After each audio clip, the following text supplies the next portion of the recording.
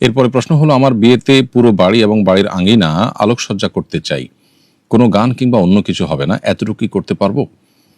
প্রিয় দর্শক, আপনার প্রশ্ন উত্তর হলো যে বিয়ে শাদীতে কিছুটা আনন্দ, কিছুটা বিনোদন এবং সাংস্কৃতিক আয়োজন করবার অনুমোদন শরিয়া দিয়েছে। বিশেষ করে বাচ্চাদেরকে আপনার কিছুটা বিনোদন, কিছুটা সাংস্কৃতিক আয়োজন করবার অনুমোদন পরিষ্কারভাবে হাদিস শরীফে দেওয়া হয়েছে, কিন্তু সেক্ষেত্রে শর্ত একটাই, যে শরিয়ার ভায়োলেশন যেন না হয়।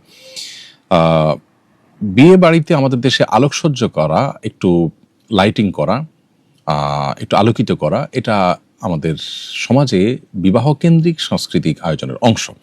তাছাড়া একটি বর্ণনায় বিবাহকে ঘোষণা দিয়ে করতে নির্দেশ করা হয়েছে এবং বলা হয়েছে যে এটা ফাইন্নাহু নিকাহ লাইসা বিসিফাহ, এটা কোনো জেনা ব্যভিচার নয়, বিবাহ, অতএব আলিনু হাদান নিকাহ, তোমরা এটাকে ঘোষণা দিয়ে করো।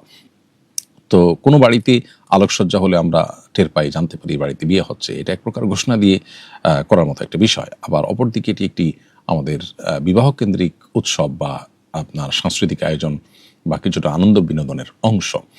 বিধায় এটি জায়েজ হতে পারে যদি এটা সীমা লঙ্ঘনের পর্যায়ে না পৌঁছে। অনেক এলাকাতে দেখা যায় যে নিজের ভিটে বাড়ি বা জমি জমা বিক্রি করে, বা ভিটে বাড়ি বিক্রি না করলেও জমি জমা বিক্রি করে বা ধার দেনা করে অনেক সময় সুদি লোন নিয়ে দেখা যায় বাড়ি থেকে নিয়ে মেইন রোড পর্যন্ত দীর্ঘ পথ আলোকসজ্জা করা হয়। এটা অবশ্যই অপচয়ের মধ্যে পড়বে এবং এটা নিষিদ্ধ হবে। যতটুকু তা করতে গেলে আসলে খুব বেশি অসুবিধা তৈরি না হয়, বিদ্যুতের অপচয় না হয়, অর্থের অপচয় না হয়, যেটা খুব বেশি চোখ ধাঁধানো করতে গিয়ে আপনার সবার দৃষ্টি আকর্ষণ করতে গিয়ে সবার চাইতে বেশি ব্যয়বহুল বিবাহ সাব্যস্ত আপনার করার মতো বিষয় যদি না হয়, তাহলে সেটা জায়েজ আছে। কিন্তু যদি ওই লেভেলে হয় যে আপনি এটাকে খুব বেশি হাইলাইট করতে চাচ্ছেন, সমাজের সবার চাইতে বেশি আপনি ডাকডোল পেটিয়ে বিয়ে করছেন, সবার দৃষ্টি আকর্ষণ করতে চাচ্ছেন, একরকম আপনার অহংকার, আপনার গর্ব, সেই জায়গা থেকে আপনি এটি করতে চাচ্ছেন, এরকম যদি হয় তাহলে সেটা অবশ্যই নাজায়েজের মধ্যে পড়বে। অতএব এখানে পরিমিতিটা কোনো কোনো ক্ষেত্রে ব্যক্তির উপরে ভ্যারি করে, সামাজিক যে কালচার প্রচলিত সেটার উপর নির্ভর করে, কিন্তু এগুলোকে যতটা সীমিত করা যায় ততটাই ভালো।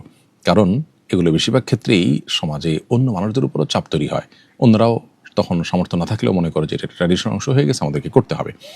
তো সীমিত পরিসরে সহনীয়, অপচয়ের মধ্যে পড়ে না, এরকম যদি হয় তাহলে সেক্ষেত্রে সেটা জায়েজ হতে পারে, আর না হলে এরকম আলোকসজ্জা করা উচিত হবে না।